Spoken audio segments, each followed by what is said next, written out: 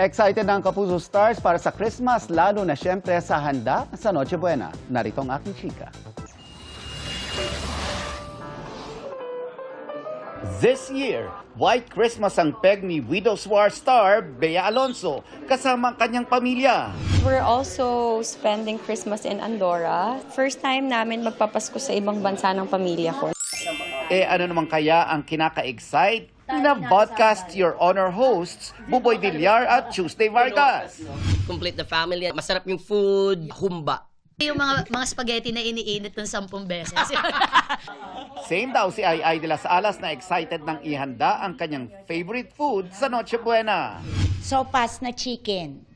Kasi yun lang yung favorite food ko. Bago humabol sa Christmas rush, touchdown Japan sina Pulang Araw stars Dennis Trillo at David Dicauco para maghatid ng saya sa Global Pinoys sa Tokyo. Excited na silang makipagkulitan at bigyang karangalan ng kultura ng mga Pilipino sa Philippine Festival 2024 Winter Concert at the Park. Very excited na ngayon. Pupunta ako doon para entertainin yung mga kababayan natin.